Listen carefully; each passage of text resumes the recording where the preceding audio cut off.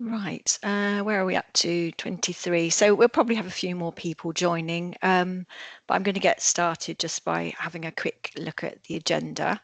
So as usual, we've got quite a few speakers. If you've spoken at Mental Health Action Group before, you'll know that I tend to just say, well, 10 minutes, unless you tell me otherwise, I'll give you 10 minutes. And obviously sometimes we have a piece of work that's 20 minutes, or sometimes it's just 5. But it is, I was just thinking, it's a bit like herding a very nice set of cats. So I always try and keep to the schedule, and I always try and have a half-time break, but it is quite difficult to keep exactly to time. I will try and finish in good time, also to give you a little break, because of course you may also have a 12 o'clock after this, which is quite a long run. So today we've got quite a variety of things. We've got an update on the Baton of Hope. I won't say more, but it's next week, so it's very exciting. Then we've got an update from Stuart on UOK, which is our set of mental health, community mental health services in East Sussex. Chloe from Qwell, the digital platform, we want to do a promotion on that to get more people having a look and accessing that. Latest on our neighbourhood mental health teams from Ian in our team. Then we've got Andrea with the VCSE Mental Health Network update, and Ian and Andrea work very closely together, so I think there'll be a little bit of cross pollination going on there, contributing. Then we've got, hopefully then we've got the break, and a quick update from Kenny.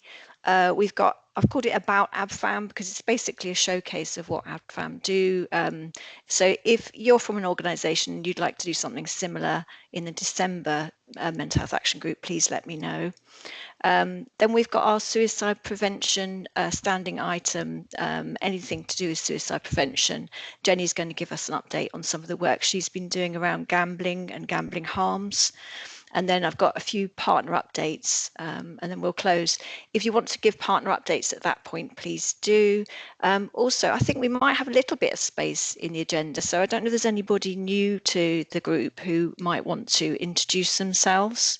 Is anyone brave enough to do that? Put your hand up if you'd like to. Joe. Hi, yeah, I have been on before, but I think since then Tara Reddy has been on here. But yeah, Arts on Prescription. I'm the volunteer coordinator and wellbeing lead, and I think Becky might be here somewhere. I think I'm she was here. having a problem. Hello, yeah, I'm here. yeah, Becky's there. Well, anyway, I'll just introduce you. Becky's our wellbeing connector.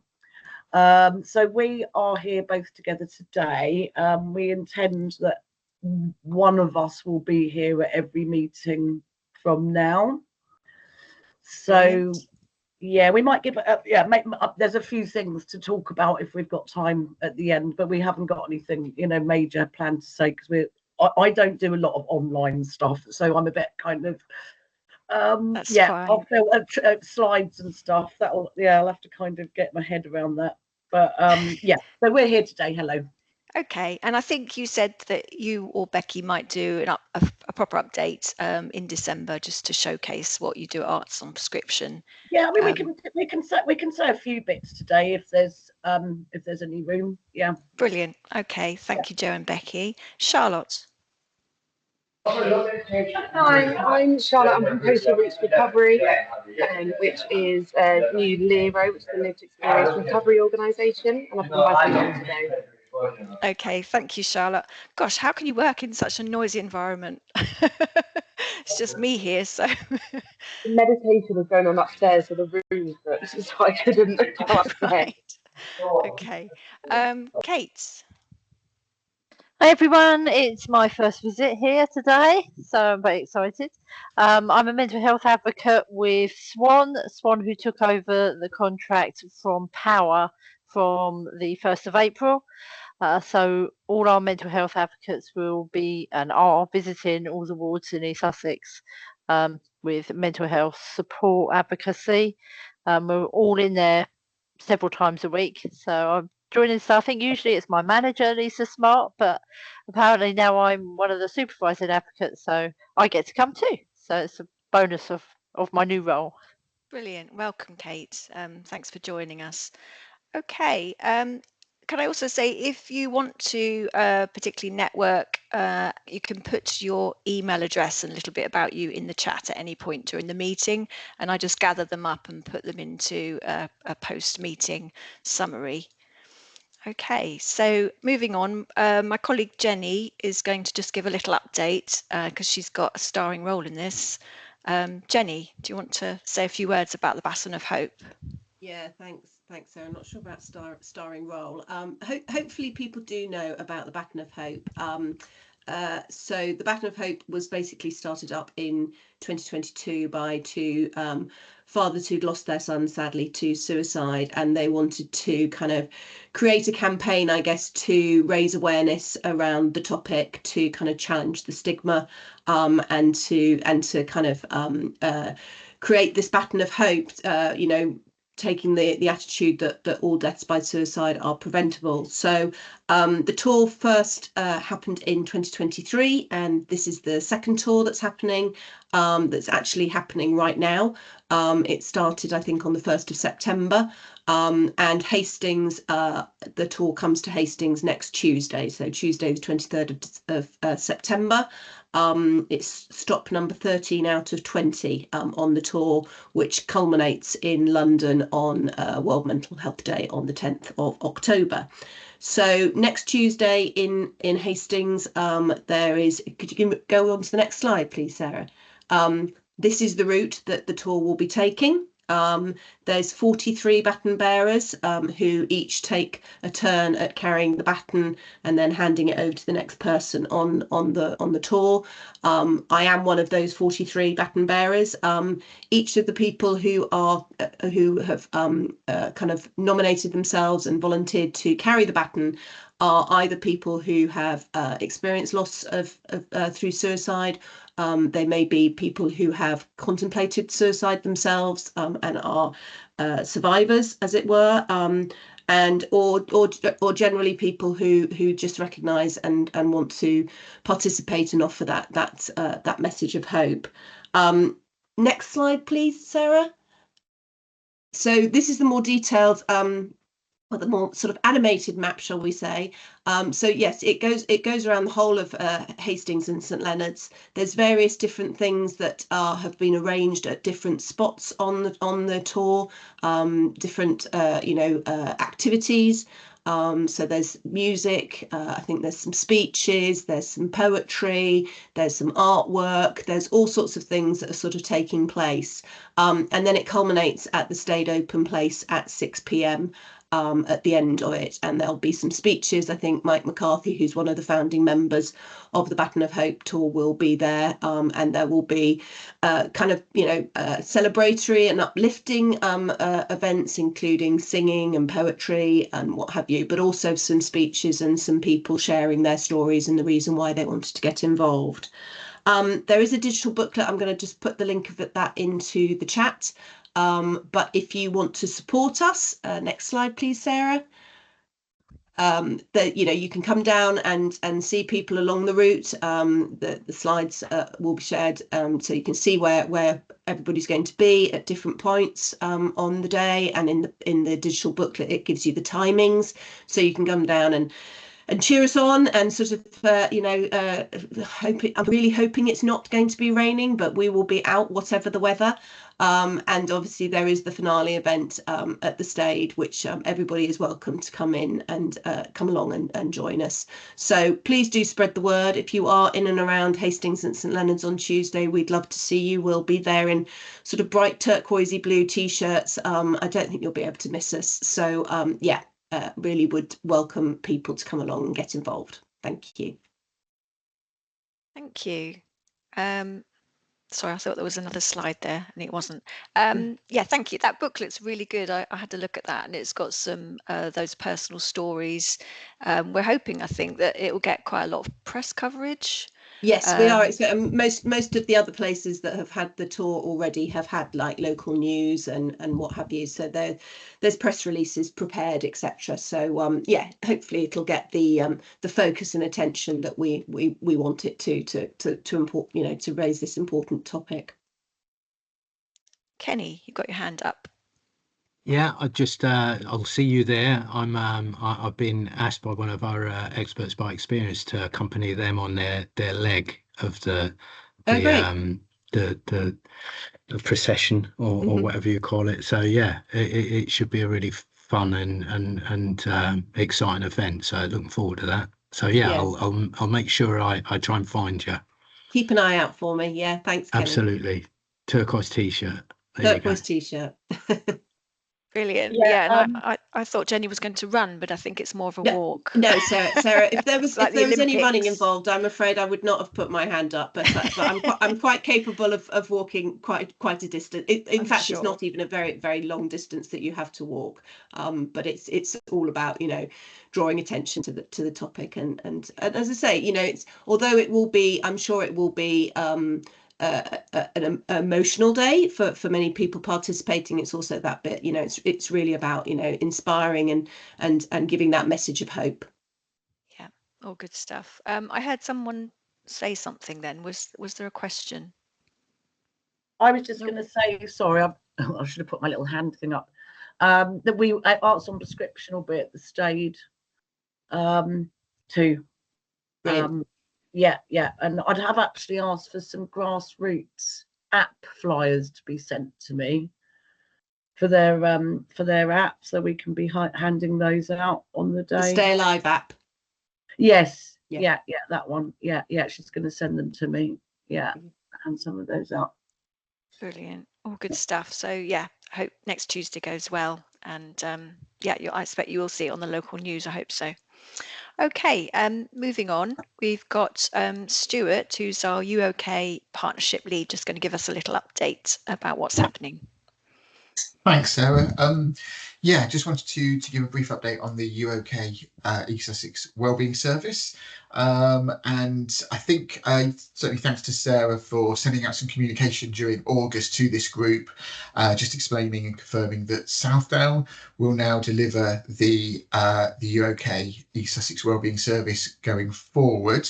And just wanted to let you know what was happening. So in response to this, and then also following Southdown successfully retaining the contract for UOK in Brighton and Hove, Southdown are currently undertaking a design project to review all of their mental health support services, with the main aims of improving access, creating consistency of offer across the two areas, and then also aligning with the neighbourhood mental health teams, so making sure that services and neighbourhood mental health teams are properly aligned to complement each other and work together.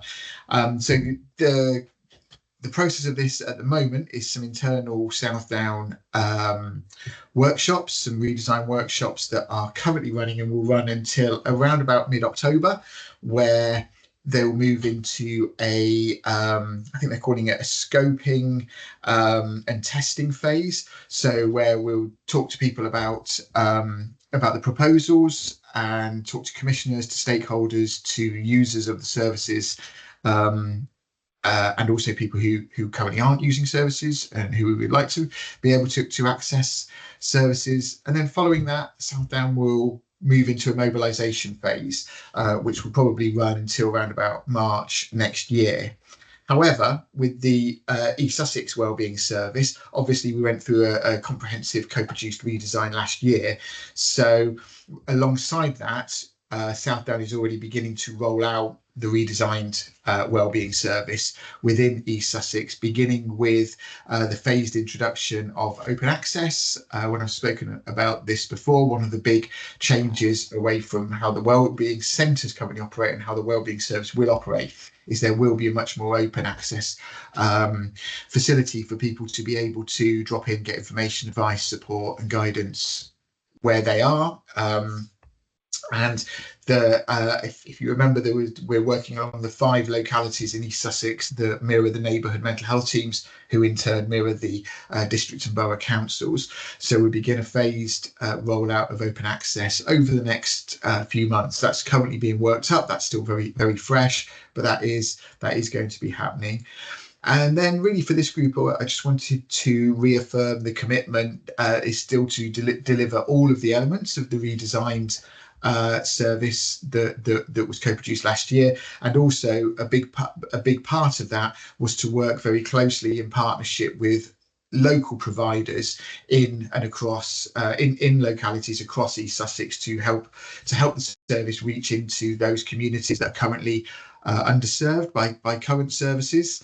Thank you to all services who've currently contacted me. So quite a lot of services have contacted me to find out more about what is happening and how they can be involved. I've managed to meet with some of those services already, but yeah, if I haven't replied to you yet, I will. I was off for quite a bit of time over the summer, but I will be responding to those inquiries. So please do not hesitate to contact me directly again. My email is there, but also I think Sarah has, with the communication that went out in August, it's got my contact details, and also Emma McDermott, who's my line manager and the head of partnerships at Southdown.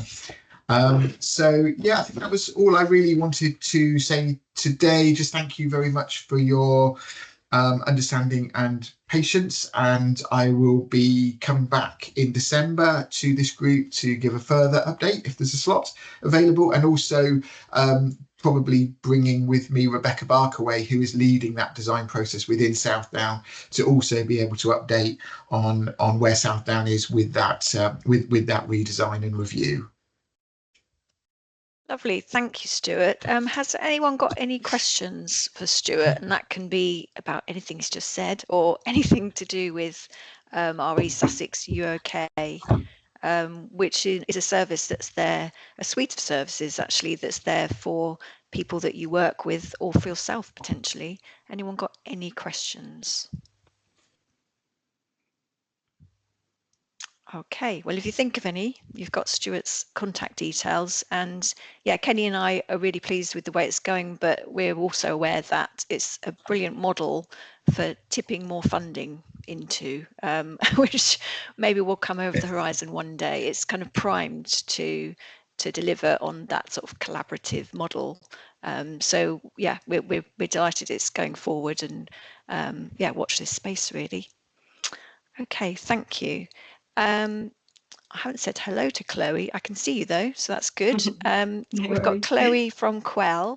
Qwell is something, well, you can say more about it, but it's a digital platform that I have advertised before and promoted, and it's run, so it's funded through the UOK budget as part of the suite of services. So Chloe's from the organisation, and she'll be able to tell you more about it. Amazing, Chloe. thank you. Are you Oh, happy sorry, for I'm me going to to share my stop screen? sharing, and you're going to. Yeah, Yeah. thank you. Thank you, Chloe. I'll pop it across now. Let's see if it comes up. Hopefully it will.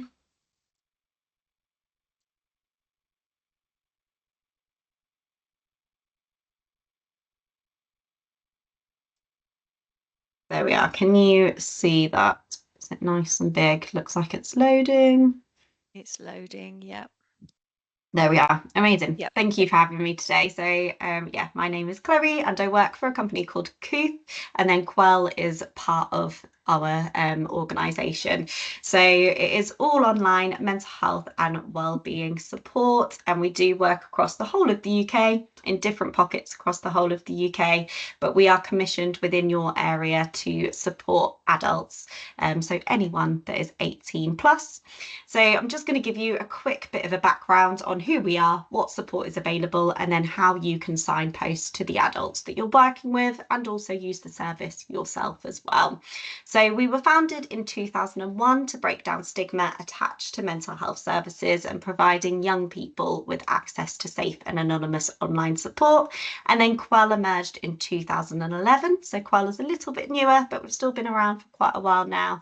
And we produced this after seeing the impact of Qwell, and we wanted to replicate that and increase the service for provision of adults. So we are one of the only BACP, so the British Association of Counselling and Psychotherapy accredited digital mental health services for adults in the UK, and it is Southdown and UOK that commission us so that we can provide adults for free mental health support. So just to let you know, no referral is needed, which hopefully is music to your ears, that you don't have to fill out any long forms or anything like that. You can just let that adult know, Qwell.io, and then they can sign up on the website really, really quick and simply. And I'll show you how they would do that in a second as well. And there's no waiting list or thresholds to meet either. So unlike other services where we do have to go through sort of quite a lot of thresholds to be able to speak to a counsellor, they can come and talk to us literally about anything. There is no problem that is ever too big or ever too small when it comes to Qwell. And there's no waiting list either. So we are available 365 days a year, and I'm going to take you through all of the different pathways that we've got. But we are available 365 days a year, so we don't shut down any day of the year. And they can come and chat to one of our counsellors between 12 p.m. till 10 p.m. on the weekdays, and then 6 p.m. until 10 p.m. on the weekends. So we're not 24/7. We don't class ourselves as a crisis service, but we are that out of hours service alongside other services, alongside GPs and healthcare as well. So like I said, no problem is ever too big or ever too small when it comes to Qwell. If it is on somebody's mind, then we really are here to help. As you know, there are thousands of reasons why an adult might need that support, and they can come and chat to a counsellor literally about anything. It really is sort of that early help and prevention all the way through to somebody who might be in that high need, that might be having suicidal thoughts, that might have eating difficulties or self-harming. We really do work on both sides of that spectrum. So I'll just show you here how somebody signs up, and then I'll delve into what they can access on the website. So they would just go to Qwell.io, and then they can click on the big sign up to Qwell button. And then they are anonymous to us. So all we need to know is their generalised location. And I'll go through the safeguarding side of that in a second. But we just need to know their generalised location and their age, just to make sure that they're in a location and an age range that is commissioned across the UK. So then we just ask for their gender and ethnicity that best describes them, and they can click prefer not to say here. That is absolutely fine. That will not change any of the support that is given to them on the platform. And then they pick a username and password, completely anonymous to them, and then they are in. So really, really quick and simple to be able to sign up. And we really are mindful of the barriers that some individuals may face around gender, ethnicity, or other identity related concerns. And we want to make sure that adults are reaching out and there's no barriers in place of that. And we make sure that we are putting every single service user first. We make sure that we sort of as a company have a lot of tailored training. We have a lot of regular audits and a lot of expert oversight as well, to make sure that we are, as a company, again, remaining responsive, inclusive and grounded in the realities that these adults may be facing as well. So what can they access on the website? I kind of liken it to 3 different sort of pathways of support. They've got community support on there where they can come and chat to other adults. Again, they can chat about anything. There's lots on there sort of around parenting. There's lots around cost of living. There's all sorts of topics that they can either start their own discussion board, or they can chat within the discussion boards that are already there. I kind of liken it to a Facebook thread. That's what it kind of looks like on the website, almost like a Facebook thread. So they've got these little discussion boards. All of this is moderated. So we have a moderation team checking every single submission that goes into the website to make sure that it's a really safe space for them to be in. There can't be any bullying, there can't be any trolling, there can't be any hate speech, there can't be anything sort of triggering or anything like that on there either. We then have magazine and podcasts. A lot of these articles are written by our adults, so just putting down their own experiences and then supporting other adults through that as well. But a lot of these are written by our mental health team as well. There's loads of videos on there. There's tips and tricks around wellbeing. There's all sorts, again, on there that they can come and have a bit of an explore through. We also have our podcasts as well, so they can explore on there. We then have loads of different wellbeing activities. We have a goal setting tool and a journal space, which is private to that adult. But if there was anything worrying, then we would just reach out to them and see if they want to come and have a chat with us and see what support is needed moving forward. And then they have that professional support where they can come and chat to one of our counsellors.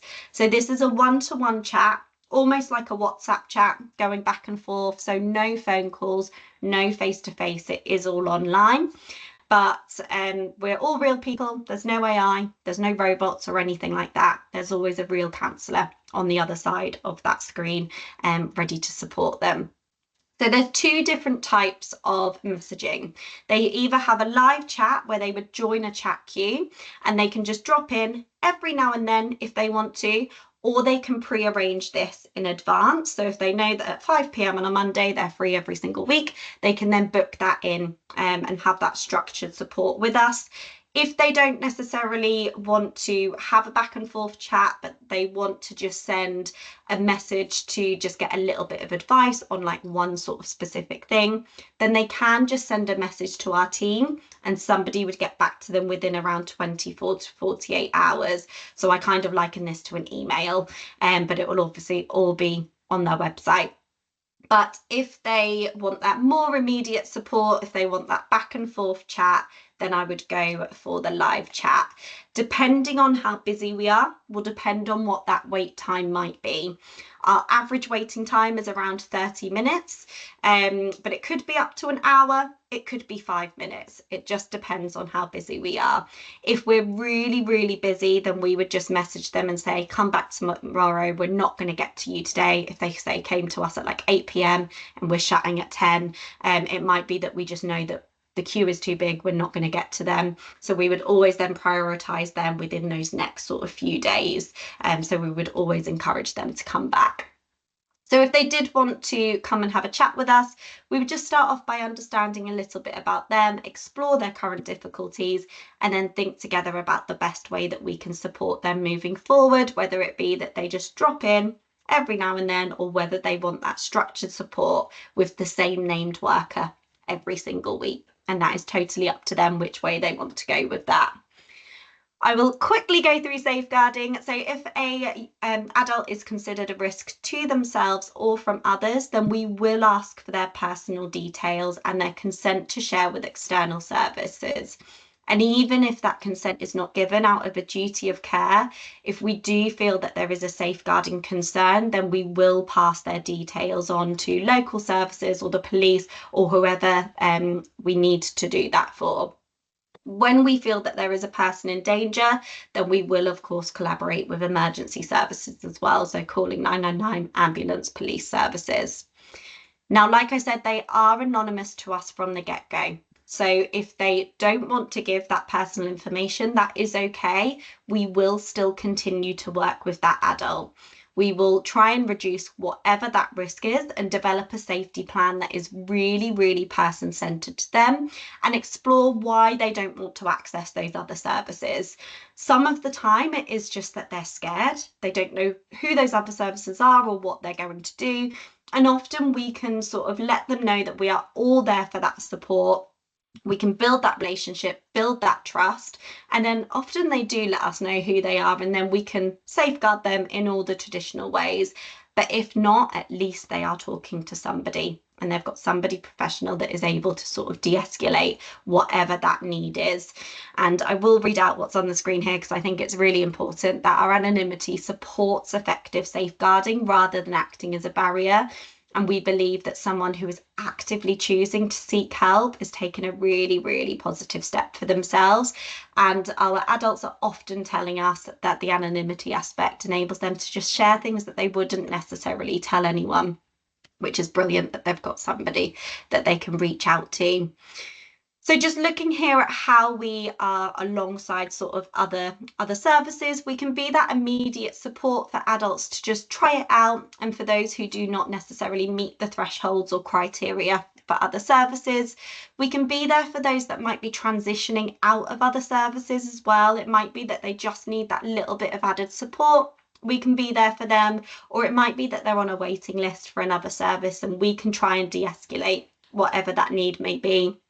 We're never going to take them off of that list. They will always get that face-to-face service eventually, but we can try and be there whilst they're waiting. We can be there just to sort of reiterate what that other support service might be doing as well. We can be that out of hours service up until 10 p.m. and we can be support for those who do just wish to remain anonymous as well. So just a couple of feedbacks here from somebody who has been on to Qwell, well, a few different people. So the understanding and validation I received during my chat sessions was so important to me. Being anonymous makes it less intimidating, and this helps me to be open and honest. And we do know that, unfortunately, there still is such a massive stigma behind mental health and wellbeing, and we want to create a space on Qwell where they can come and chat to other adults, they can come and chat to a professional without sort of that fear of judgment or fear of embarrassment or fear of stigma, whatever that may be. A couple more here of connection with others is invaluable for me, and sometimes someone knowing how I feel is enough to make a difference to my day, which is just brilliant. So just coming towards the end now and just looking at how I can support you. So we do lots of different information sessions. I can come into like staff meetings to explain the service in a bit more detail as well. And we do also webinars and different information sessions for parents and carers, but also just for adults and service users as well. And then I can also send you some free signposting resources. So cards, leaflets, posters. We've got lots of digital resources as well, and I can send you, of course, all of these slides too. I think I've just gone over my 10 minutes. I do apologise, but I will. If there is time for questions, then I can answer any questions, or I'll pop my email in the chat as well. But thank you so much. Thank you, Chloe. That was really engaging and comprehensive. Yeah, really useful information. Stuart, you've got your hand up. Oh yeah, not a question, just a couple of comments to add to Chloe's presentation. That was great, Chloe. Thank you very much. Just from a UOK point of view, that just to be clear, that the motivation for commissioning Qwell is never to replace face-to-face services, but it's actually to add another dimension to our offer across the county for people. And we've been up and running for about 9 months now, and just to say that consistently high levels of people are accessing. So at the moment it's around 70% for the last quarter, which is actually a slight rise on previous quarters, but 70% of people are accessing Qwell outside of office hours, which is exactly what we wanted to see. We wanted to see something that was available for people when they need it. So that was really great. And just the other thing that I was far too modest to shout about, but previously to this role, I worked at Mind and in the local Mind network for 20 years. And when I was at National Mind, we were always inundated with people who had developed health and wellbeing and mental health apps and platforms for Mind to endorse and to approve or to adopt apps, and Mind never did. But recently Mind have done they partnered with a digital organisation digital mental health organisation to do a deep dive into health and wellbeing apps, and they've actually now created an app library of just 10 apps of the hundreds, if not thousands, of apps that are out there, and both Qwell and Qwell are in those 10 approved Mind apps, which for me that really says something about quality from one of the leading organisations in the sector. But yeah, just wanted to add those couple of things. Really, thank you. Lovely, thank you. Has anyone got any questions for Chloe at all? You can see that she's put her email in the chat, so you can get in touch at any time, and really helpful for you to say that you will go into meetings as well. That's great to hear. Okay, thank you. Right, I will reshare my screen. Oops, not that one. And we've got Ian coming up next. Sorry, bear with me. That's better. Right. I'll just get you back again. Ian, are you ready? Are you happy to say next slide? Yeah, lovely. Thank you, Sarah. Okey-doke. All right, thank very you. much. Good morning, everyone. I'm Ian Dyer. I am the Programme Manager for Mental Health Integration in East Sussex, and I've been working alongside many colleagues, including Andrea, who I think is actually going to present some of these slides with me today as well. We've been working together for a number of years with others to deliver what is now being called the Neighbourhood Mental Health Team offer across East Sussex and Sussex more widely. And just for anyone that hasn't heard about them before, neighbourhood mental health teams are an offer that's being developed to bring together existing mental health services that are there for people in the community with different levels of mental health needs. And the model is all about bringing those service offers together to create much more seamless and simple routes for people to access and navigate mental health services at different levels of need across East Sussex. And Andrea and I are going to talk to you a little bit today around how we're going with implementing the model and some updates since we last came in the summer to this meeting. So if we could move on, please, Sarah, thank you. So I think one of the big ticket items to let everyone know about since we last updated is a bit of an update on the delivery timeframes. I think people that have been to this meeting regularly over the last couple of years might become a little bit weary of hearing timeframes moving on this particular programme. They do shift often, but we are really confident now that we've got a really realistic time frame to be delivering the neighbourhood mental health team offer across East Sussex. So what has been agreed is that from November the 10th, so just 53 days away, as it says there, our neighbourhood teams across East Sussex will have everything in place that will allow them to be functioning at a really basic level. And we'll talk a little bit around what some of that means in a moment. We're not saying that everything that we want the neighbourhood teams to be able to do will be happening by November the 10th. We're saying that, like as I said, it would be a really basic level of functionality and operating in a recognisable way by November the 10th before we go into a period of what we're calling optimisation, so really getting everything working as well as it we hope it can be, which we will be looking to complete by around 31st of March. This year, and that's a point at which we hope neighbourhood teams can go into a more business as usual space instead of this sort of programme implementation phase that we're in at the moment. So why November the 10th? Well, another thing that's happening on November the 10th is the launch of a new integrated client record system called System 1. This is going to be a really big shift in the way that organisations that are delivering what will be the neighbourhood team offer will be working together. So we'll have organisations like Southdown, like SPFTs and primary care offers all now using the same system to be able to record their activity, record outcomes, develop things like care plans and assessments in a really joined up way. So it'll be the first time across East Sussex that this has been possible for this range of mental health services to work together so closely. That System 1 will be available and up and running, and everyone delivering the core team offer for neighbourhood teams will be using that system on November the 10th. So we thought it makes sense for us to make sure that everything else that we need to put in place for the teams to be able to start operating, it makes sense to try to get everything ready for that date. So people like me and Andrea and all our colleagues, other colleagues that are here today as well, are working really, really hard to make sure that everything that needs to be ready by November the 10th is there and the teams can start functioning from that date. So we can move on, Sarah, please.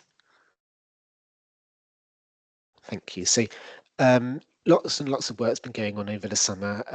We're not going to talk about it all here, but a few key things that have been completed since we last updated is around staffing and management structures being in place. Obviously sounds quite basic and obviously very, very key to have the right staffing there, but what this has involved, particularly from our colleagues in Sussex Partnership Trust, the NHS Mental Health Trust, delivering a lot of these services locally, there's been a really big piece of restructuring and realignment going on. So across their secondary care teams, There's been lots of movement to align the team structures to our 5 new neighbourhoods, and I should say that we have 5 neighbourhood teams across East Sussex working to our district and borough boundaries. That's Hastings, Rotherham, Wealdon, Eastbourne and Lewis. So there'll be those 5 teams, and we have now staff aligned to each of those 5 teams. We have dedicated management structures in place, particularly from an SPFT point of view. And it's been a really big undertaking from their part on an organisational level to get everything where it needs to be.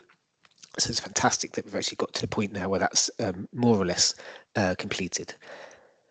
And then it says there that we've got the neighbourhood mental health team meetings established. So they're referring to a set of multi-agency, multidisciplinary meetings, sort of forums, you could say, that we're establishing across each of our 5 neighbourhood mental health teams. And these are forums that are really going to be one of the key vehicles of this closer working arrangements that we want to see happening.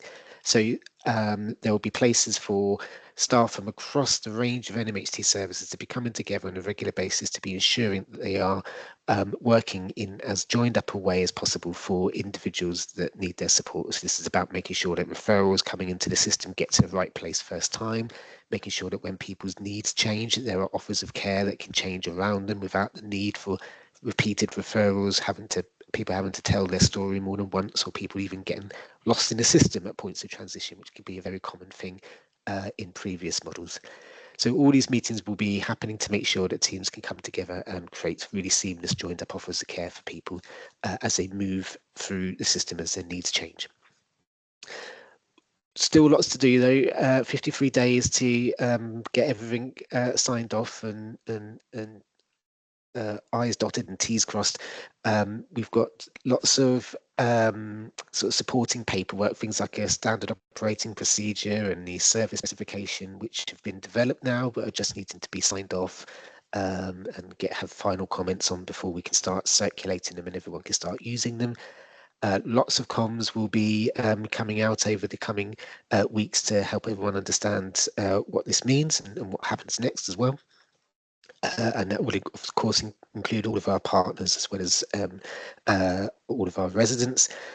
And of course, there's lots of work going on between now and when the new system launches on November the 10th to make sure that everyone that needs to use it has got access to it and has had the training, knows how to use it. And a lot of this is about different ways of working as well, shared assessment frameworks, shared risk frameworks. How do we work together across organisational boundaries to manage a person's needs, and how do we use System 1 as a tool to help us do that? So there's lots and lots of training that is being offered to staff to help with that. So if we can move on, please, Sarah. I think one last thing for me to talk about in terms of what's been being delivered over the summer, our program comms manager Alice has been working really hard to work up a set of neighbourhood mental health team branding guidelines and what are called sort of assets and visuals. So things like neighbourhood team email footers. So anyone working in a neighbourhood team can have a shared email footer. Teams backgrounds. I think Andrea will be sporting when she speaks in a moment. Letterheads, images, branding guidelines, all the assets that you can think of that a team might need to be able to clearly identify themselves, help everyone in a team show themselves as being part of the same team, but also help us all as wider partners and local residents to recognise neighbourhood teams as they are delivered across the county.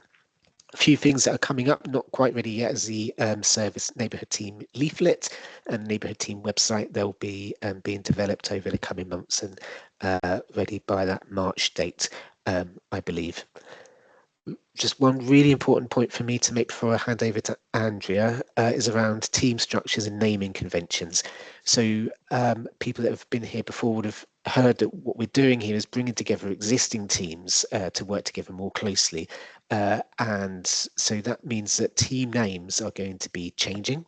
So people may be aware of the main secondary care mental health offer across East Sussex being called the Assessment and Treatment Teams that SPFT deliver. That naming convention won't be being used anymore, and the naming convention of the Emotional Wellbeing Service that people may have heard of, we won't be using those names anymore. what we're going to be saying is that each of our 5 neighbourhood teams will have 3 key functions within it, and that recognises the broad range of needs that the teams will be working with. So we're going to have 3 functions within each of our team, and all of our neighbourhood team staff will be working within one of those functions. So the functions and the sort of team names that you might start to hear are primary care and partnerships, specialist adults and specialist older adults. And what those names reflect is the key specialism in which that staff within each team will be working on. So whether it's helping people that are at that primary care level of need, just coming into the system, needing to work out where to go and how best to get their needs met, they'll be in the primary care and partnerships team. People getting more intensive support, more akin to secondary care offers, will be working with the specialist adults team. And the specialist older adults team will be doing a very similar thing, but as the name suggests, for our older populations, generally people over 70. So I think that's it for me, and I'm going to pass over to Andrea to pick up for these last few slides. Thank you. Brilliant. Thank you. Thanks, Ian. And yeah, I'm thankful I managed to remember to put on my team's background. So hopefully you can all see that. That's part of the branding that Ian mentioned earlier that we're starting to use now and introduce, so people get a bit more familiar with the neighbourhood mental health team kind of name. So in terms of kind of what work that we are really focusing on going forward as well. So Ian mentioned before that as part of the go live timeframe that we're working towards, obviously now we're also aligned with the launch of System 1, which is the shared electronic patient record system that the core team services will be using from the 10th of November. So it's a really big step forward in terms of those teams working on in one place and using kind of the shared, having access to shared information and using the same templates as well. So lots of work is currently taking place to get people ready for that. So obviously they've been building that shared electronic patient record system and making that ready and kind of really applicable to the way that we're going to work in a neighbourhood. And there's also been the training of staff. So staff are currently working to complete that training so they know how to use that system when it launches as well. Obviously lots of benefits to be able to benefits in terms of being on a shared system that Ian kind of mentioned. So benefits for staff in terms of not having to spend a lot of time finding out information, but also benefits for service users as well. So really hoping that will lead to a reduction in the number of times that service users have to repeat their story. And that's something they told us from the very beginning in this transformation journey, that, you know, the frustrations of having to continually have to talk around kind of what their needs are and repeat their story. So having it in one place will really help to reduce that. And also those shared templates that Ian mentioned. So as part of the move to System 1, we knew that, you know, lots of services and even within services have lots of different versions of assessments, risk assessments, care plans. We want to take the opportunity to standardise that and all use one form of paperwork rather than differences, so that it really does standardise the way that we work. So we'll be kind of one assessment, it'll be one assessment, risk assessment form, and we'll all be using a shared care planning tools as well to really improve that consistency across the model. And in addition to that, it will also help us by all being on one system to be able to produce joint reports around the effectiveness of that neighbourhood team model as well, so we can see the amount of people that we are supporting, the wait times, the support that's being produced as well in one place. So really helping to see much more easily the effectiveness of the support that's being provided. If I can have the next slide, please, Sarah. So as Ian mentioned, we're now on that countdown. I think 54 days to go. So what's next? What do we need to do before the 10th of November? And also what do we need to do as we move into that optimization phase? So 10th of November is to really get that basic model up standing, and then November is thinking about really optimizing it and making sure that those neighbourhood teams are fully functional. So in terms of what we need to do before the 10th of November, obviously continued work to get everyone ready for System 1, trained and ready, all of the staff across the neighbourhood. But also we continue to work on the development of the primary care offer within neighbourhood mental health teams as well, making sure that's ready and making sure that GPs are aware as well around what's changing or be staying the same, so they really know as neighbourhood teams launch what they need to do, understand the offer. There'll also be some further work around the development of the clinical model part of neighbourhood teams. So neighbourhood teams is the bringing together of those different services and those different functions, as Ian mentioned. But yeah, really working to have that clarity around the clinical model output within the model that we can communicate as well. And there's going to be a workshop in September about looking at that. And then we mentioned about the establishment of those neighbourhood team meetings. So they're pretty much in place across all of East Sussex now, but just some work to do to finalise those within the Wealdon team. We've got a new Wealdon team service manager that's coming into post, so working to get those ready in Wealdon. And then those key neighbourhood team documentation that Ian mentioned. So there'll be the kind of staff documents like the SOP, the SOP and the spec, etc. But also some of those neighbourhood mental health team leaflets as well that the Confeed is working on getting those out and ready. That's the work we need to do in before November. And then thinking about kind of that April as we make those neighbourhood teams fully functional.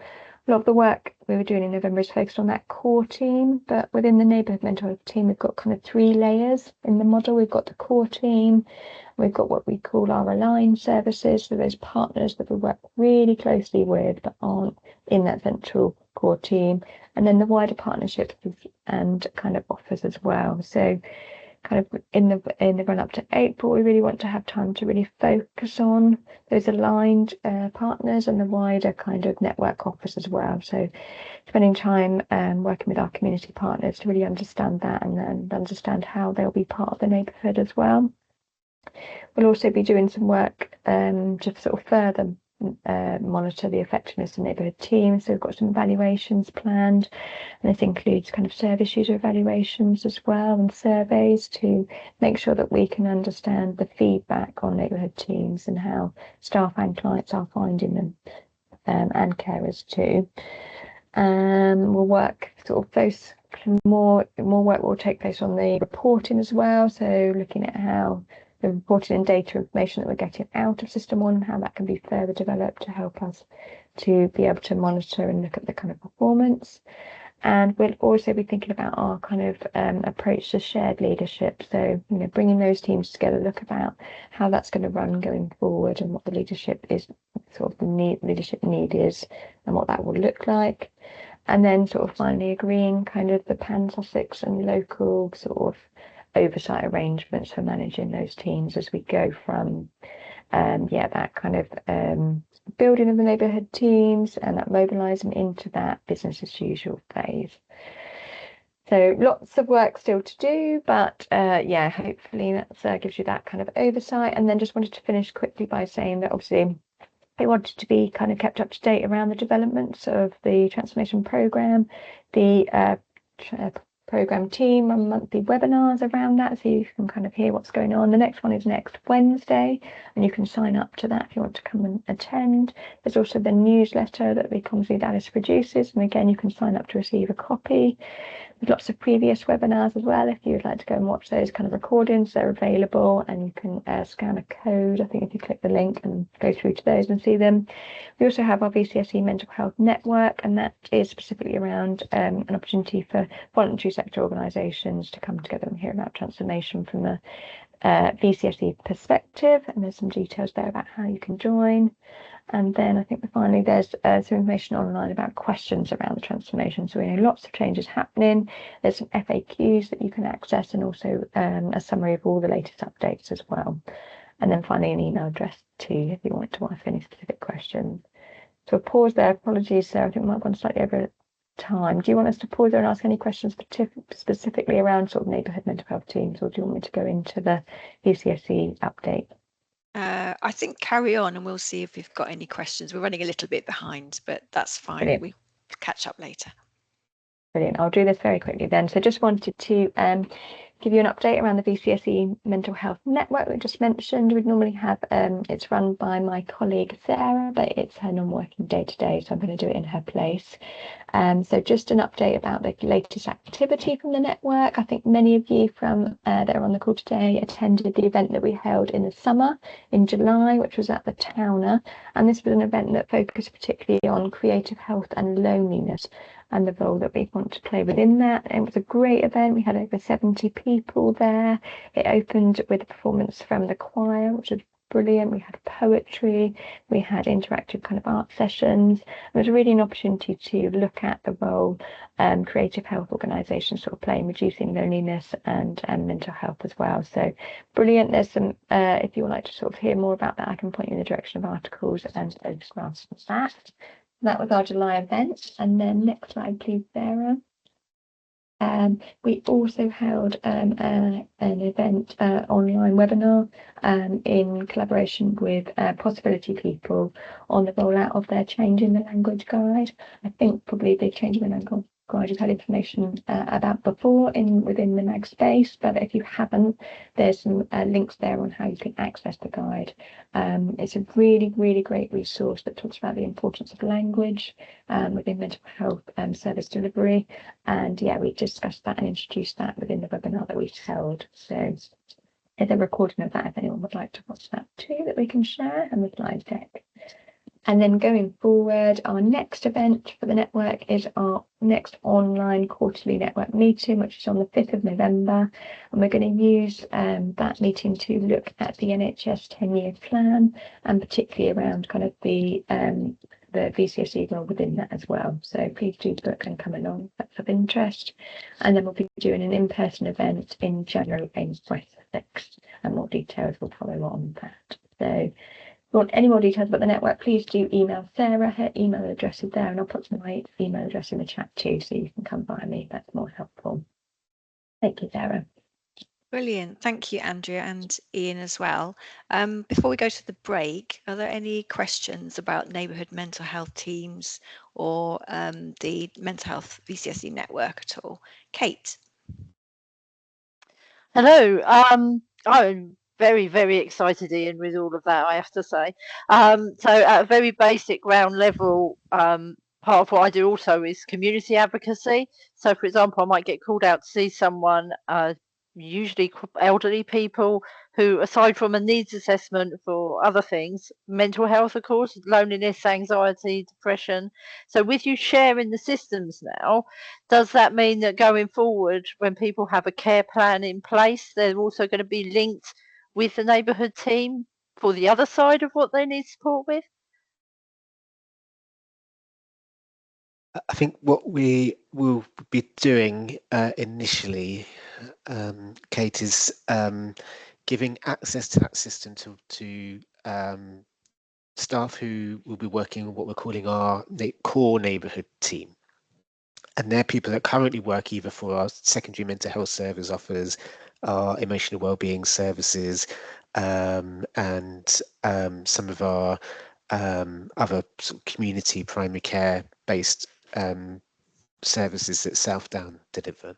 So those teams will be able to access the new system straight away, and they'll be able to they'll be creating shared care plans and shared assessments.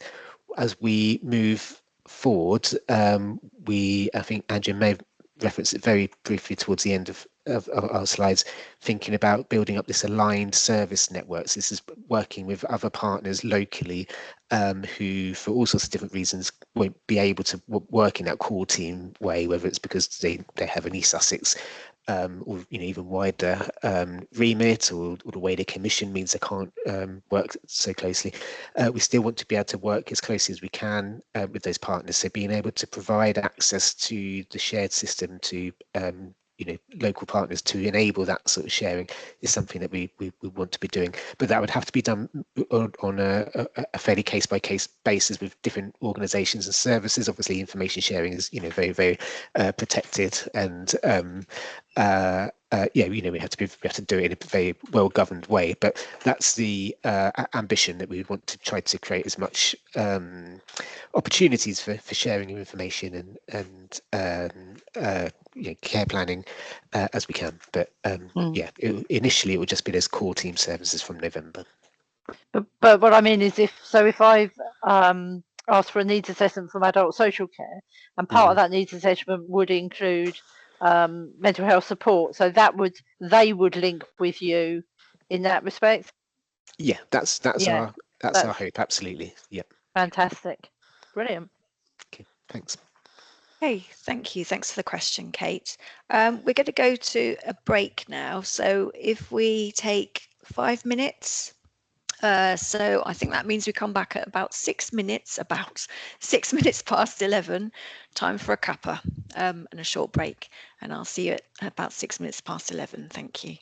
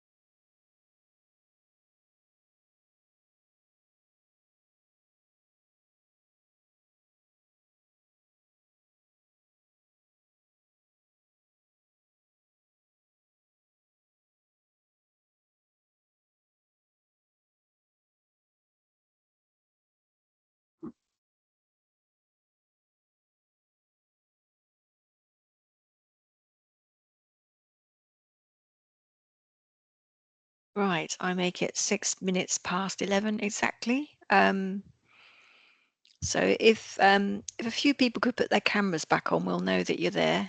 You're welcome to switch them off again after. And then we'll get on with the agenda.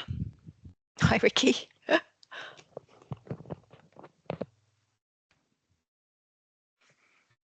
Okay, so I feel like I've put you in the graveyard slot while people are still getting their cup of tea, Kenny. Not deliberately at all. Yeah, hopefully people have had time. It's easier when you're at home, isn't it, to go and do all that. Okay, so next we've got the usual standing agenda item from Kenny, who's my line manager. So Kenny's just going to give an update on a piece of work that another colleague is undertaking with Kenny, but which some of you might be interested in. So I will hand over to you, Kenny. Thanks, Sarah. Yeah, and it's just to highlight and hopefully clear up any confusion related to this. We develop our supported living housing accommodation provision, and we had limited opportunity to really talk to the market and the providers that are part of that market. So the quest was to develop communities of practice that operated in similar ways to the Mental Health Action Group, and we've just recently released some communications regarding that. There's probably created a little bit more confusion than anything else, because I think this is a piece of work that we really need to target those individual providers and emerging providers around our future intentions. So we'll continue to work in that capacity. But the communities of practice essentially is a space for supported living providers. Membership would be those providers, as well as clinical professionals, adult social care practitioners, and commissioning group individuals, and that might be project management or commissioners themselves, essentially just to share knowledge and look at developing and identifying and providing training opportunities as well for the providers to support the range of client groups that they're supporting. It was also as well to really strengthen the understanding of the crisis pathways and the communication processes to talk to either adult social care practitioners, duty teams, or clinical teams, and equally as well as build knowledge about these services. I think we have membership of providers that are a member of this communities of this mental health action group, and we know that that's very beneficial for them. They know the services that are available in their local areas that they can access and engage with to benefit some of their clients. So that, essentially want to highlight that these are held quarterly. I think the next one's on Monday the 29th. If you are a provider or you're, potentially a service that works close to there's still opportunities to link in with those, accommodation and housing based services that could potentially enable the provider to develop some services within those, and that's again is something that we can have a discussion about within the communities of practice. It's there to share good practice. What we want to do is listen and share about the provider's experience, and that from a broad range of stuff, from working with service users that might be in crisis or developing recovery processes with individuals, to how people are managing their invoicing and billing. So it's a range of different topics that's to support the the provider market, really, and a really good platform for us then to disseminate information around, you know, uplifts and potential levels of needs, that sort of stuff. So I hope that's clarified it somewhat a little bit. If you're curious, please do pop along to the next meeting, see if it's something that would suit your services and you know, business levels as well. But yeah, that's the community of practice for support accommodation and supported living services that we're trying to develop in East Sussex. Thank you. Brilliant. Thank you very much, Kenny. So yeah, there's an email there, an email address if you are interested in coming along. Thank you. Next, we've got Ilaria. Sorry, I think I've probably pronounced that wrong. No, you pronounce it very well, thank you. Oh, yes. good. Okay. Now, Ilaria, you wanted to present your own slides. Yeah. And you've got 10 minutes. I hope that's okay. Yeah, Okay. that's absolutely fine. I Thank will you. stop sharing and you can do your thing. There you go. Okay.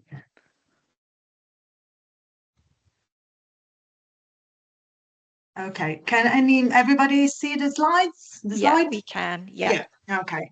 So good morning, everyone. And my name is Ilaria Longo, and I'm the network and community coordinator for Adfam Sussex.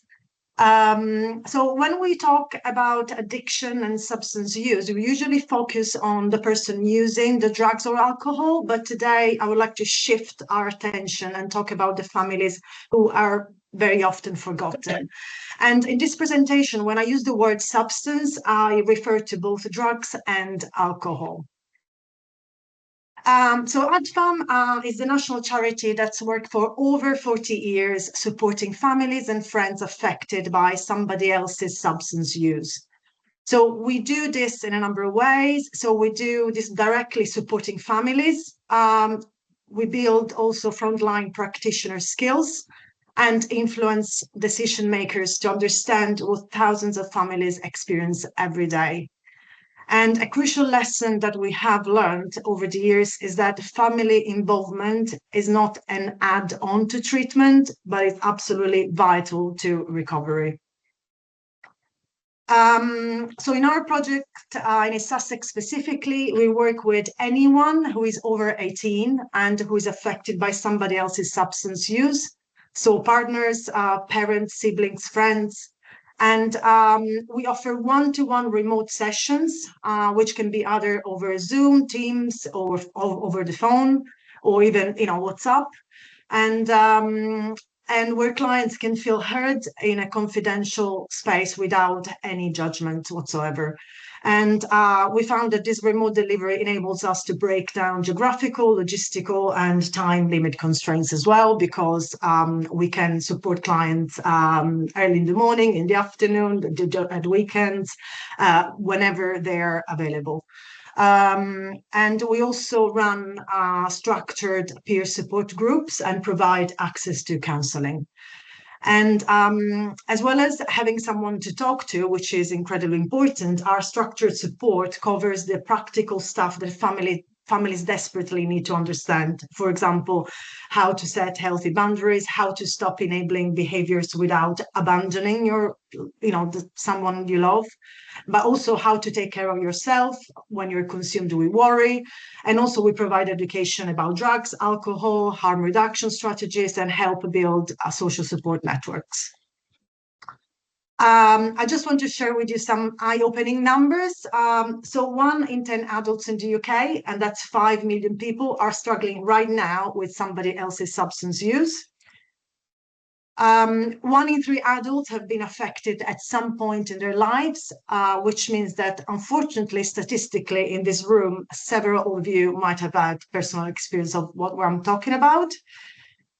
When we look at children, the numbers are staggering. So there's 1 million children that are affected by parental alcohol use, and up to 350 by parental drug use. And these children deal with chaos, confusion, and very often trauma.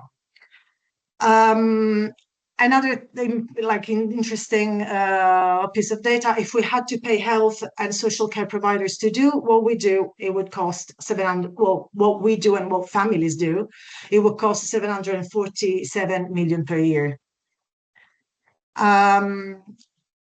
With regards to the cost to the family themselves, we've calculated that it's 1.8 billion annually. So, and also there's a direct link between substance use and domestic violence.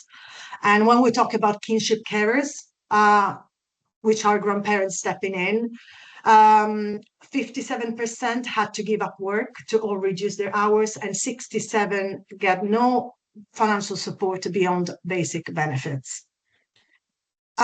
So this diagram shows something crucial, that addiction does not happen in isolation. It has a ripple effect on like partners, children, parents, siblings, extended family, friends, colleagues, and wider community. No one is immune from it. And every single person faces their own individual challenges as well. So some of the challenges, just to name a few, are, for example, overcoming denial to discuss the problem, not knowing how to discuss the problem, the difficulties that come with it, also knowing where to get help, understanding how treatment services work, understanding, what addiction dependence are, and also knowing where to get help while trying to maintain your own well-being. So the impact on families is devastating and comprehensive. I'm not going to go through all of these. I'm just going to mention a couple.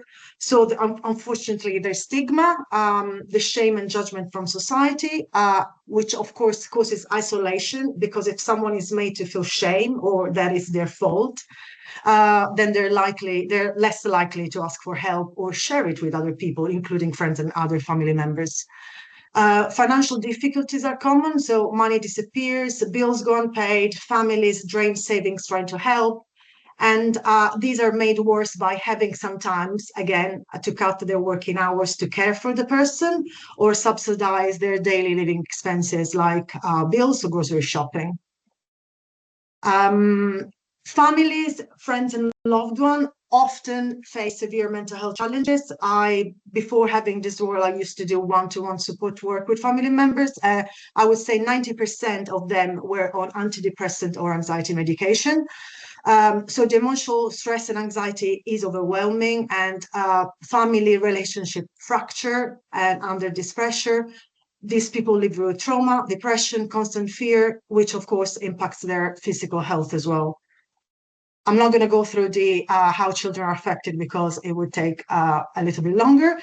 But here's where the story changes. So when families get the right support, what we've noticed is that everything transforms, or has the possibility to transform. We see positive relationships flourish, increased participation in society, improved health and well-being, and children also develop aspiration for the future, increased self-esteem, and better educational attainment. And also, remarkably, supporting the family directly impacts the substance user, because we see increased entry to treatment. It's more likely that the person is going to stay in treatment, and that they're going to recover as well. So how does our support look like? So families learn to understand for example, I'm not going to go through all of them, but for the families, I learn to understand what addiction is, how it affects their loved one and their choices. They improve their communication skills, understand treatment options. They crucially understand that they're entitled to look after their needs too. And we also provide access and referrals to additional services like that support, self-care activities, housing assistance. So ultimately, what we aim to reduce also family conflict and cycles that could affect generations to come, which is very, very important. So this is, I'm just going to conclude very quickly. So our key message is this. We believe in a whole family approach. So we don't underestimate that family involvement can be complicated, and sometimes relationships within families break down completely. But where families are engaged, we have learned that those closest to someone with a substance problem are also harmed and need support in their own right. And this support needs to be specialized. Families can be a powerful positive recovery factor when given the right support. And also families play a crucial role in protecting the next generation, breaking cycles of harm. So addiction affects the whole family, and recovery works best when the whole family is supported. I'm just going to leave a couple of feedback, like really nice words that some of our clients have said about us. So I've come to terms with the fact that she will do what she wants to do, and I cannot make her do anything. I feel like I'm handling it so much better than before and not letting it overwhelm me. I recognize the boundaries are making things worse, but improving things for me. I feel more in control of my life and things no longer feel hopeless. My life has changed so much in the past few months. I now know it is okay not to take on the responsibility of their mental well-being or try to fix it all. And these sessions have helped me to see things clearer, and that I am my own person and deserve to have my own life. So thank you very much. Before finishing, I just wanted to tell you that we also organize events and offer webinars and trainings, and everything is on our website. We also have a library of resources, and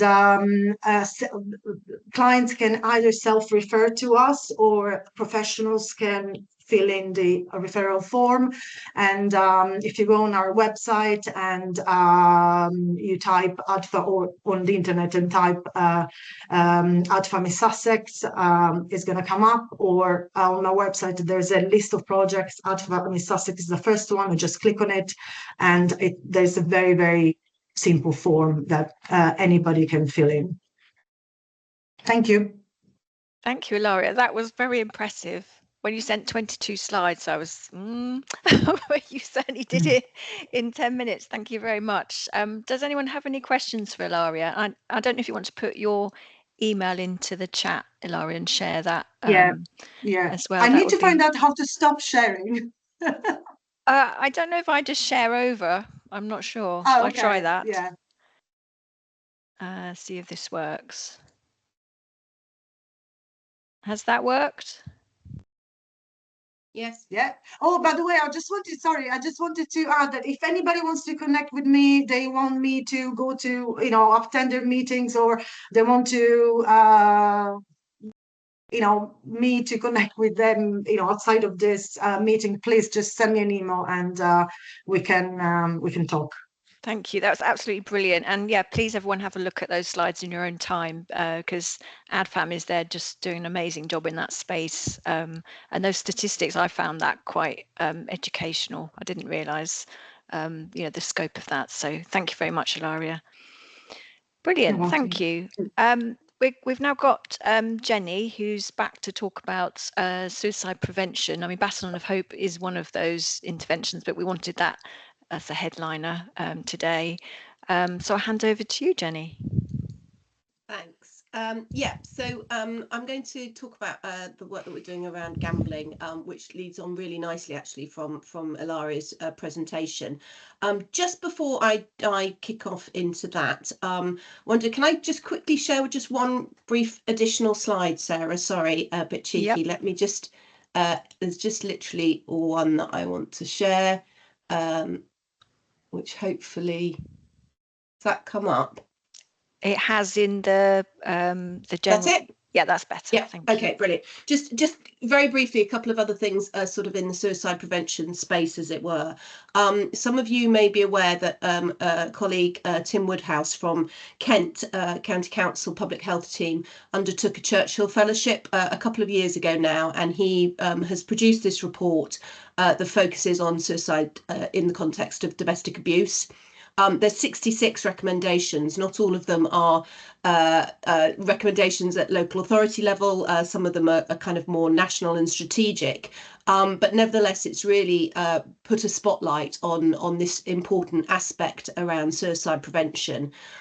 We have in East Sussex Public Health, we have, through an existing contract with Grassroots, run 3 specific suicide prevention in the context of domestic abuse training courses, which have been received really positively. And we're looking to see if we can continue some of that provision going forward. So I just wanted to highlight that's kind of a key aspect of our work going forward now.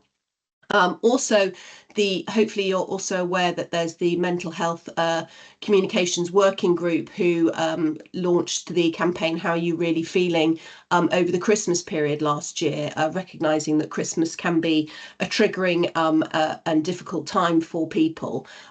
We've continued that work, and we're doing some further work specifically focused around three sort of cohorts of the population, I guess, those whose first language isn't English, those who are digitally excluded, and those with neurodiversity, which we're sort of working on at the moment. But it has also been agreed that there will be a subgroup of that mental health working group focusing specifically around suicide prevention communications. Which we want to do as a pan-Sussex approach, making sure that we're kind of using consistent messaging and joining up, which we did really successfully for the warning signs campaign, which is the image at the bottom of the screen there, which was focused around men and particularly sort of support for men who may be having suicidal ideation or in crisis. So there will be further work that I can share at a future meeting, which will be around the progress that we're making with colleagues in West and in Brighton and Hove around specifically suicide prevention comms. So just wanted to just quickly share those with you. So yes, Sarah, could you bring back up my other slides, please? Thank you. So just wanted to give you a quick update around gambling. I think I've spoken previously, so I'll whiz through the first 3 slides really quickly.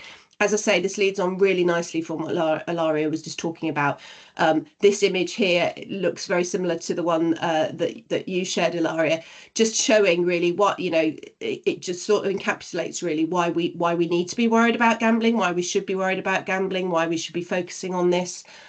Because of the wide-ranging impact it can have, not just on the individual, but on those around them, but also kind of wider society and communities. So that sort of is a nice image, I think, to sort of explain why we need to be worried about it. Next slide, please, Sarah. Specifically from a mental health and suicide prevention aspect, we're particularly worried about the health harms associated and with gambling, which again, not just for the individual, but can be on those who are referred to as affected others. So, it has effects on people's self-esteem, it causes them anxiety, lack of sleep. It can lead to substance misuse and other addiction. And often there is a kind of a correlation, shall we say, between addiction, depression, and obviously suicidal thoughts and attempts. Next slide, please. And this is why we have started focusing on it specifically in public health, is because it was listed as a key preventable risk factor in the National Suicide Prevention Strategy that was published in September 2023, making it really explicit that there is this established link between addiction and suicide attempts and ideation, and a rather startling number of what the maximum number of gambling-related suicides might have been in January 2023 from OHID. And also the impact on younger people as well. So it's a really key pressing area of focus for us. Thank you. Next. We also know that although the majority of people who gamble may be those who are from more affluent backgrounds and education backgrounds, it disproportionately affects those who live in deprived communities, who are 7 times more likely to experience gambling related harms. We also know that in terms of the distribution of gambling premises, they tend to be disproportionately in areas of deprivation in urban and coastal areas. In East Sussex, we have coastal areas that we know have high areas of deprivation.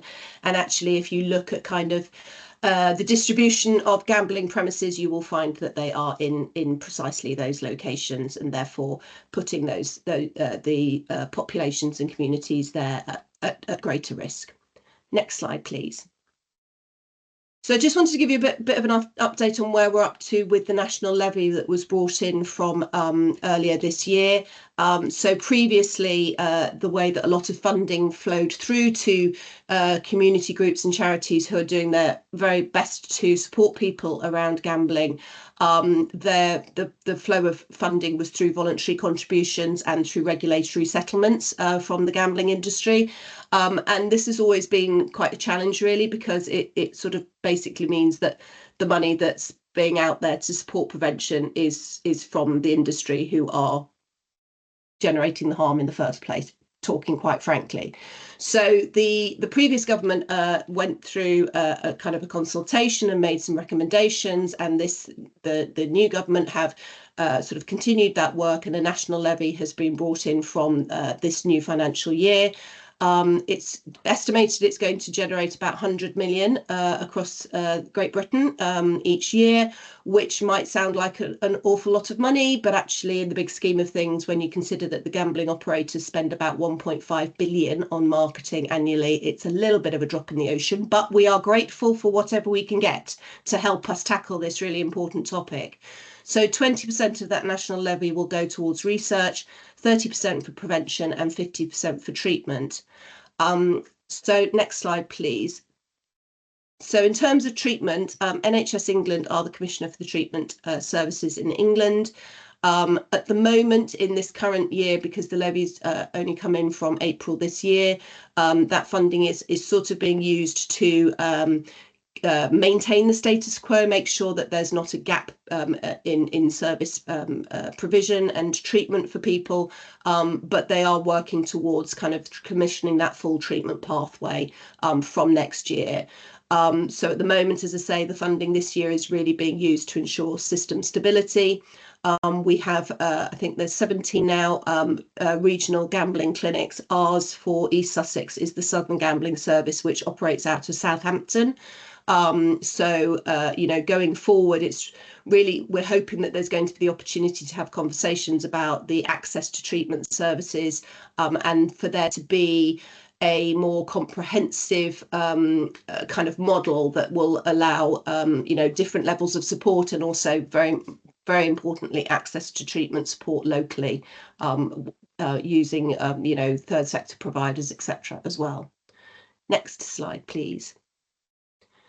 So in terms of prevention, it's still a little bit of a waiting game on this. OHID were announced as being kind of in the driving seat for using and allocating the prevention pot from the levy a bit earlier this year. They're taking a bit of time to kind of understand what the landscape looks like, to come up with a model and an approach for how to use that funding going forward. This has been it's quite a complicated landscape, because, as I say, there's a number of players, and you know, in the past it's sort of all been funded through different routes, with some people receiving funding through the voluntary contributions, other charities and organisations, for understandable reasons, wanting to remain wholly independent of any kind of industry influence. So this is a real opportunity actually for us to kind of take a bit of a stock take and be clear of how we want to use those funds for prevention in the most transparent and a kind of independent way. We have had a little bit of initial notification, but we're actually waiting for some further details coming out towards the end of this month about how local authority public health teams, for example, can be in this space and look to work with partners to develop a kind of comprehensive prevention programme. So that leads me on to the next slide, please, Sarah. So what is it that we've been doing in East Sussex so far? So we held a workshop in February, I think it was, earlier this year, where we looked to kind of bring people together and start having the conversation about gambling. From that, we've established a multi-agency gambling harms prevention partnership. I can see Clara's on the call. She's part of that prevention partnership.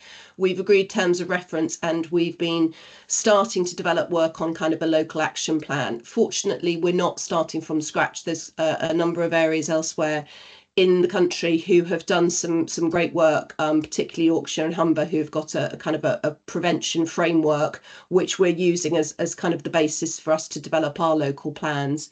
From a practical perspective, what we've done so far is we have commissioned 2 of those independent charities, GamLearn, which is a lived experience and recovery network, and Gambling, Chapter 1, who are associated with Gambling with Lives. Both of them offer training programs, one of which from GamLearn is specifically focused around working with those staff who are involved in the criminal justice system, so probation officers and so forth, who may come into contact with people who have experienced harms related to gambling, either directly or as an affected other, who have now, as a result of that, been involved in the criminal justice system.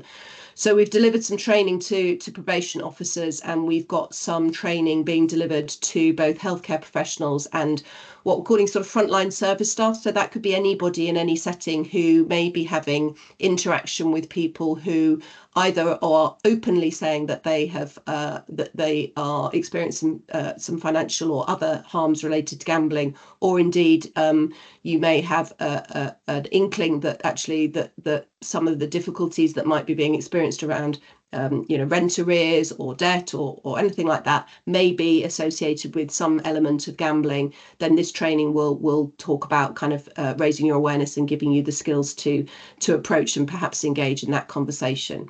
So on the final slide, please, Sarah. This is the flyer and the links for we've still got a few spaces left for the frontline service staff training. The healthcare professionals training has been phenomenally welcomed, and those training dates have actually sold out at the moment, but we're looking to put on some others. But there are still a few spaces left on these 2 training courses on the 15th of October and the 4th of November. So if you're interested, or if you know people in your teams who may be interested, please do check those out. That was a bit of a whistle stop. It was, but really comprehensive. Thank you, Jenny. That's brilliant. And Jenny's email address is in the slide set if you need to get in touch and want to be part of that work. So thank you very much, Jenny. I would do Q&As, but I think we're running a little bit low on time. No, that's fine, don't worry. Yeah. Thank you. Okay. Oh, and there's a message for you in the chat from Peter, if you want to have a look. Thank you. Thanks. Okay, I also just wanted to highlight this. There was a World Suicide Prevention Day webinar run by local partners. So I've popped the link to the recording and resources in there. It's to do with that new guidance about suicide prevention and the way we should be working. So that's worth a look. Liz, you were going to say a few words about your training, which I imagine some people on the call might have accessed, which had huge interest in it. Yeah, so thank you. So this programme of work is actually coming to an end in November. It's a 2-year programme of work which has included lots of training.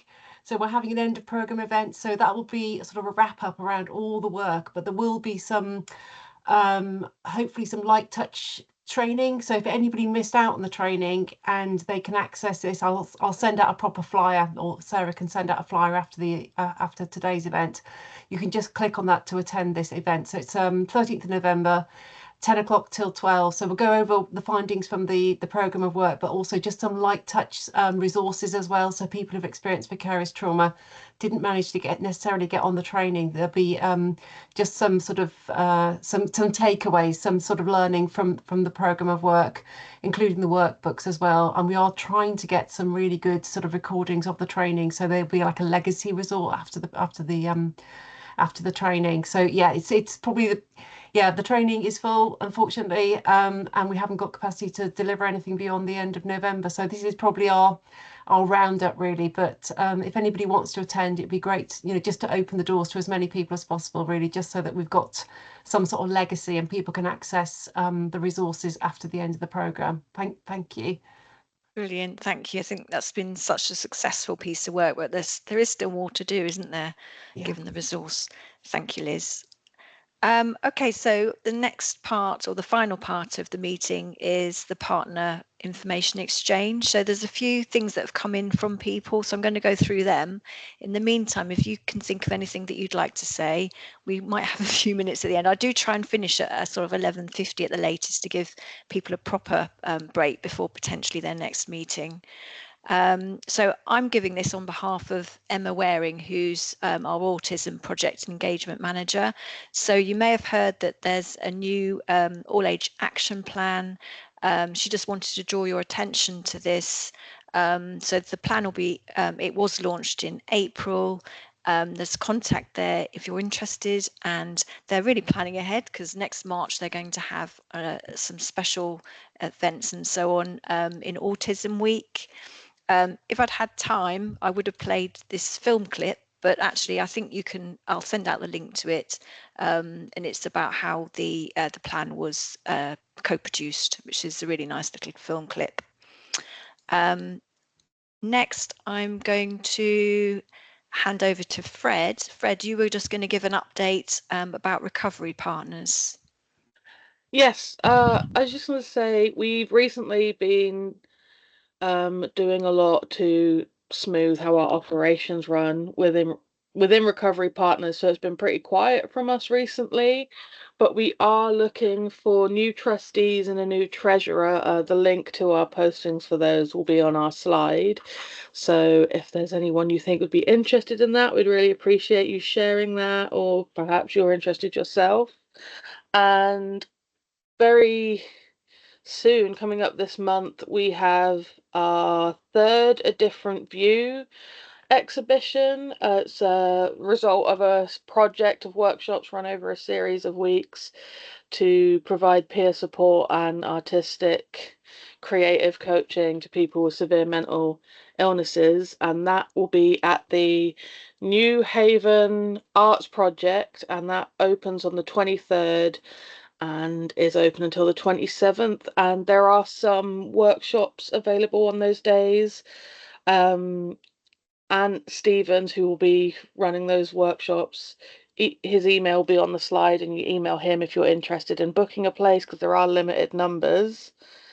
And soon, we don't have the specifics yet, but soon there will be some more training opportunities we'll be providing, so watch that space. And yeah, I think that's it. But if anyone has any questions or wants to get involved or share anything, I'll put my contact information in the chat as well, and I'm happy if you guys want anything shared on social media, we're happy to share it on ours as well. So. Brilliant, thank you very much, Fred. And you've got the comms@recoverypartners.org.uk email address on there as well if you want to link up. But yeah, I think things are looking good for Recovery Partners. Yeah, it's all ticking on, it's going well.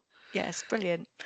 Is there anybody else that's got any news or events or anything that they want to just mention? Or if there's anything I've missed in the chat that you want to just shout out about? What I will do is I go through the chat and I'll sort of summarize it all and put it into an email.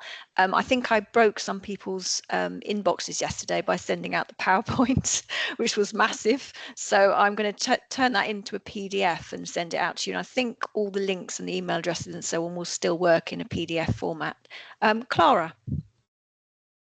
Yes, I'm just going to return to Charlotte's introduction at the beginning of the meeting. I know it was quite noisy where she was talking. So Charlotte has just joined SCDA as the Coastal Routes Recovery Project Coordinator. So Coastal Routes Recovery are a separate lived experience recovery organisation, and SCDA are supporting them to establish their their existence as an organisation and develop some of the activities and really get going with that project. And I'm sure that lots of people have had information and updates from Mark Williams, has been really proactive in sharing what Coastal Routes Recovery has been up to.